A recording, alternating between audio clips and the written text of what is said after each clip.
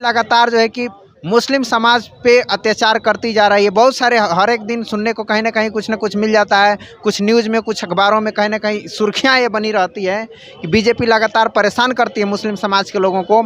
फिर भी मुस्लिम समाज के ही कुछ लोग बीजेपी के आगे पीछे घूमते हुए नजर आते हैं।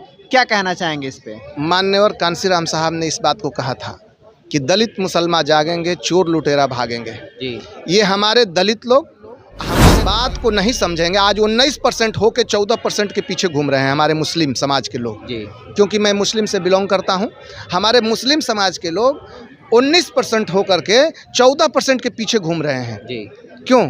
हमारे भाजपा सता रही है। हमारे दलित लोग भी, सबसे ज़्यादा दलित का वोट है, वो भी पीछे पीछे इधर उधर उल्टा सीधा कर रहे हैं। आज दलित और मुसलमान एक हो जाएंगे, किसी की वोट की जरूरत नहीं। कांग्रेस, भाजपा, राजद, बहुजन समाज पार्टी, इन 4 पार्टियों की बात करें तो इसमें मुस्लिम हित के लिए सबसे बेहतर पार्टी कौन काम कर सकती है सर? सबसे बेहतर वोट किया है और करेगी बहुजन समाज पार्टी।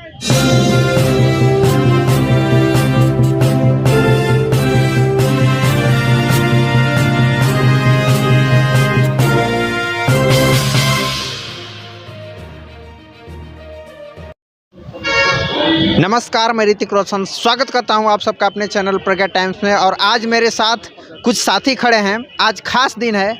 वह दिन डॉक्टर अंबेडकर जी का आज परिनिर्वाण दिवस है। 6 दिसंबर है। आज 6 दिसंबर के दिन मात्र पटना में ही नहीं, पूरे देश में जो है कि पूरे विश्व में बाबा साहब का परिनिर्वाण दिवस मनाया जा रहा है। इस दिन यहाँ भी वह आयोजन किया गया है जहाँ कुछ साथी शामिल हुए हैं। उनके साथ साथ ये भी साथी शामिल हुए हैं। सबसे पहले हम इनका परिचय जानना चाहेंगे। मैं 203 विधानसभा रामगढ़ का निवासी हूँ। जी, मेरा नाम हाजी सिराज अंसारी पड़ेगा। जी, एक्स आर्मी। अभी मैं रामगढ़ विधानसभा का उपस्थित एक कार्यकर्ता हूँ, बहुजन समाज का एक कार्यकर्ता हूँ। जी। जिस तरह से बाबा साहब का आज परिनिर्वाण दिवस मनाया जा रहा है सर, दुख है कहीं ना कहीं पूरे देश में। इस दुख को आप कैसे व्यतीत करेंगे?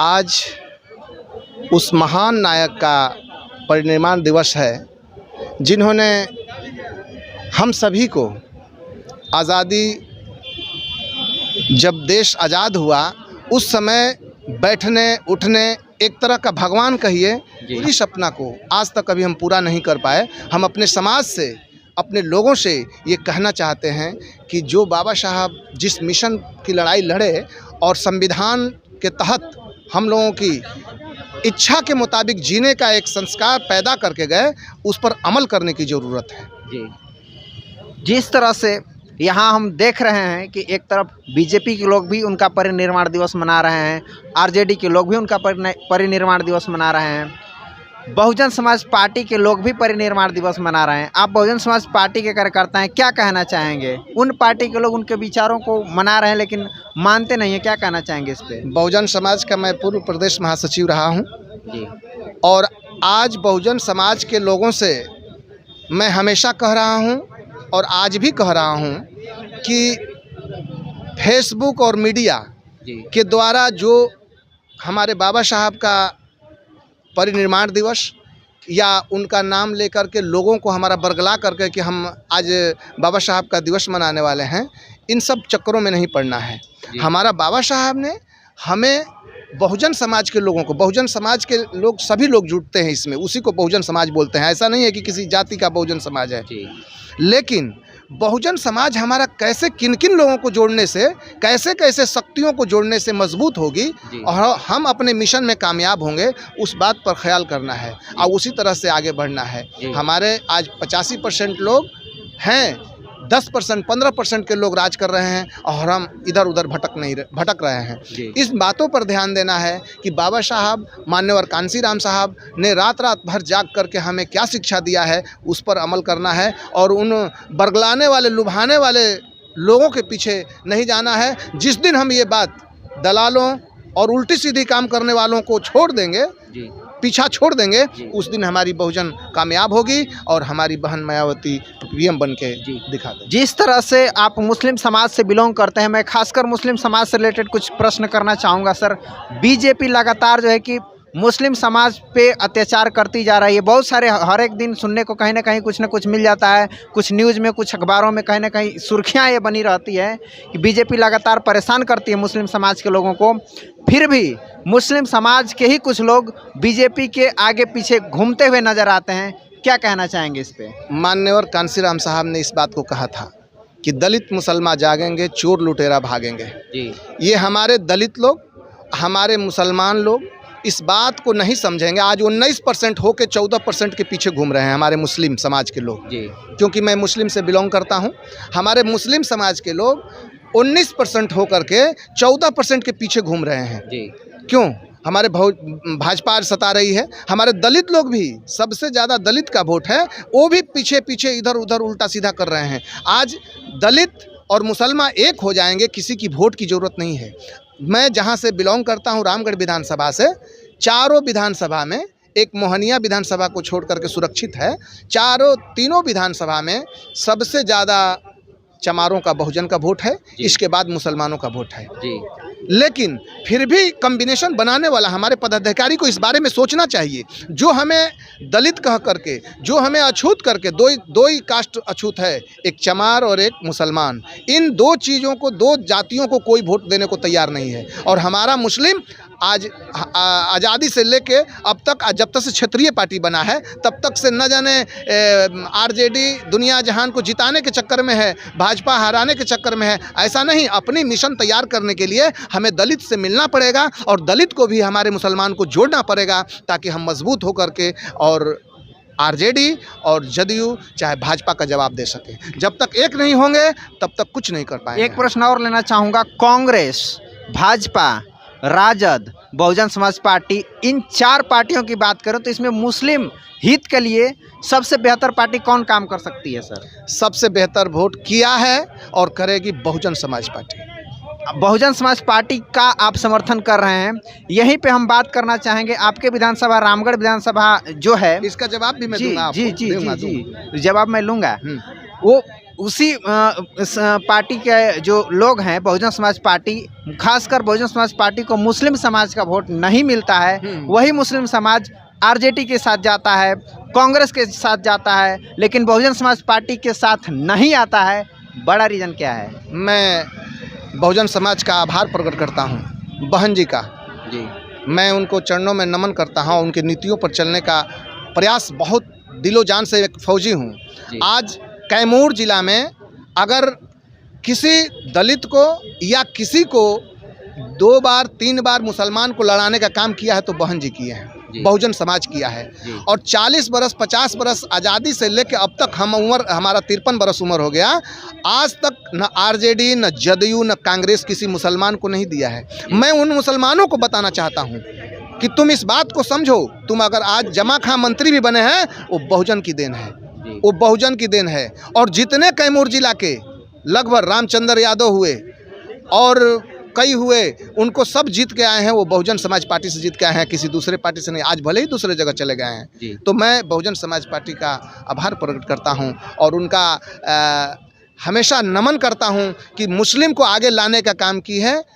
तो बहन जी जो 4-4 बार यूपी में मुख्यमंत्री रह चुकी हैं। अपने विधानसभा के मुस्लिम समाज के लोगों को क्या मैसेज देना चाहेंगे सर? मैं यही मुस्लिम समाज को अपना मैसेज दिया हूं और कह रहे हैं हमारे समाज के लोग कि जिस दिन बहुजन समाज के लोग हमारे किसी मुस्लिम भाई को अगर टिकट दे दिया रामगढ़ में, उस दिन किसी को सबसे ज़्यादा, आज तक इतिहास है, जब भी मुस्लिम लड़ा है तो सबका जवाब दिया है। और उस दिन विधानसभा रामगढ़ में भी एक मुस्लिम पैदा होगा। बहन जी के नीतियों पर चल के मुसलमान सब मानने को तैयार हैं कि बहन जी अगर किसी मुसलमान को टिकट देती हैं तो हम लोग आरजेडी जदयू नहीं, टोटल बहुजन को वोट देंगे। और दूसरे किसी को टिकट मिलता है तो उसको भी देंगे। हमारी बहन जी का निर्णय है, जिसको देंगे उसको देंगे, लेकिन बहन जी की नीतियों पर ही चलेंगे। हम लोग आरजेडी और बहुजन और भाजपा में नहीं जाने वाले हैं। जी, बहुत बहुत धन्यवाद सर। और भी हमारे साथ साथी मौजूद हैं।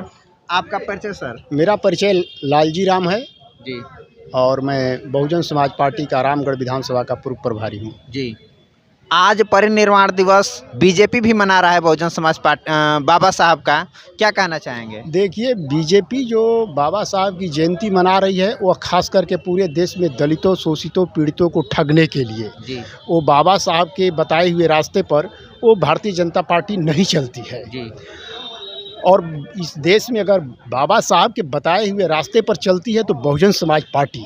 जी अगर बहुजन समाज पार्टी नहीं होती देश में तो पूरे देश के जन जन तक बाबा साहब को लोग नहीं जानते थे। जी ये बाबा साहब भारत के संविधान निर्माता रहे और मानवर कांसीराम साहब जब बहुजन समाज पार्टी का स्थापना किया इन्होंने, तो बाबा साहब के साथ साथ जितने भी बहुजन समाज में जन्मे हुए संतों, गुरुओं, महापुरुषों को भी उन्होंने चौक चौराहे पर और ला करके उन्होंने खड़ा किया। आपने देखा उत्तर प्रदेश में माननीय बहन जी की 4-4 बार सरकार बनी।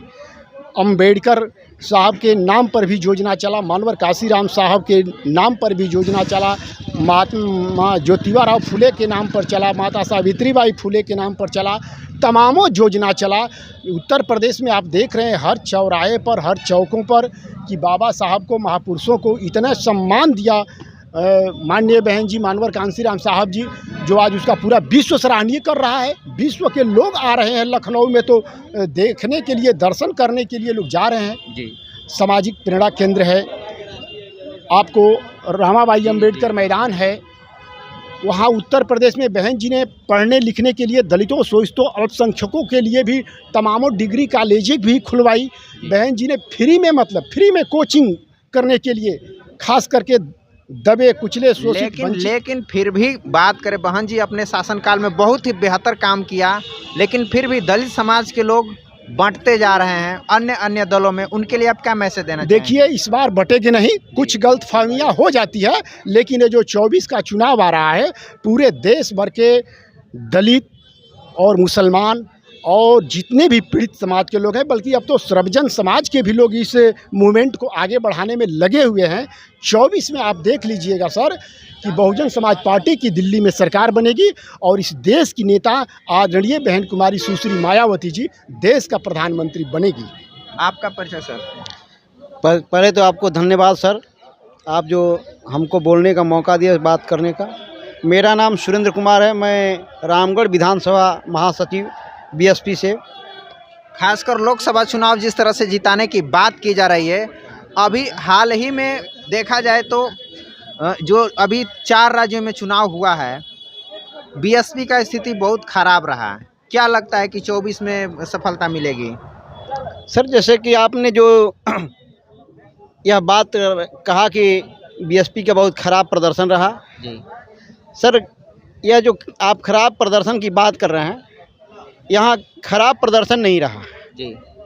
अब मैं आपको बतलाना चाहता हूँ कि चारों प्रदेश में जो भी स्थितियाँ थी उस स्थितियों के अनुसार, चूँकि बहन जी भी कह चुके हैं और हम भी आपको मैं बतलाना चाहता हूँ अपने माध्यम से कि ईवीएम का खेल है। चूँकि मैं वीडियो एक देखा, उसमें उस वीडियो में साफ हमने देखा कि एक ऐसा प्रत्याशी था बीएसपी का जो कि अपने खुद के बूथ पर उसका वोट नहीं मिला, एक भी शून्य था जी।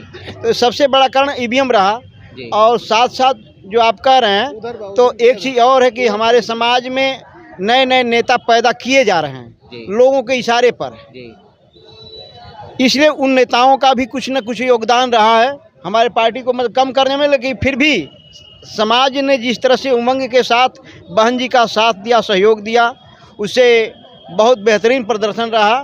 क्योंकि हमारे अंदर भी कुछ खामियां हैं, ऐसी बात नहीं कि नहीं है, तो उसके लिए आकाश आनंद जी का जैसा कि वीडियो मैंने देखा, उन्होंने कहा था कि हमारे कुछ पदाधिकारियों में गड़बड़ियां हैं, लेकिन समय आने पर उसमें सुधार कर लिया जाएगा और बहन जी से डायरेक्ट हर कार्यकर्ता बात कर सकता है, इसकी व्यवस्था की जाएगी। तो इसलिए हम लोग को उम्मीद जगह है कि 2024 का जो चुनाव होगा हम लोग के पक्ष में होगा, क्योंकि आम जनता अपनी बात को अपने नेता के सामने रख पाएगी। हमारे अधिकांश नेता का कार्यकर्ता का शिकायत होता था कि बहन जी से हम लोग मिल नहीं पाते हैं, तो उसके लिए आकाश आनंद जी ने कहा कि हम लोग कुछ व्यवस्था ऐसा किया जाएगा मीडिया के माध्यम से कि लोग बात उनसे बहन से अपनी कर रख पाएंगे और उसमें निश्चित तौर पर सुधार होगा और 2024 का जो चुनाव होगा वह एक महासंग्राम कह लीजिए, जैसे देवासुर संग्राम का नाम आता है उसी तरह से महासंग्राम होगा और उसमें हमारी नेता विजयी होंगे। जी, आपने अपना कीमती समय दिया सर, इसके लिए आपको बहुत बहुत धन्यवाद। और जो भी साथी इस वीडियो को देख रहे हैं, खासकर मुस्लिम समाज तक जो सर ने इसमें इंटरव्यू दिया, इस वीडियो को खासकर मुस्लिम समाज तक आप शेयर करके पहुंचाने का काम करें। मिलते हैं नेक्स्ट वीडियो में, तब तक के लिए धन्यवाद। नमस्कार, मैं प्रज्ञा टाइम्स चैनल से ऋतिक रोशन आप सभी से निवेदन करना चाहता हूं कि यदि आप बहुजन पत्रकारिता में प्रज्ञा टाइम्स चैनल को मदद करना चाहते हैं तो आप हमें मदद कर सकते हैं। हमारा फ़ोनपे गूगल पे नंबर है 9934240303। इस पे आप पेटीएम भी कर सकते हैं। आपका एक एक पैसा बहुजन मिशन के काम आएगा, बहुजन पत्रकारिता के काम आएगा। देश भर में जहाँ भी बहुजनों के ऊपर अत्याचार होता है वहाँ हम जाएंगे और उनकी आवाज़ को उठाने का काम करेंगे। तो आप बहुजन पत्रकारिता को आगे बढ़ाने में हमारी मदद करें, हमें आर्थिक सहायता करें। धन्यवाद।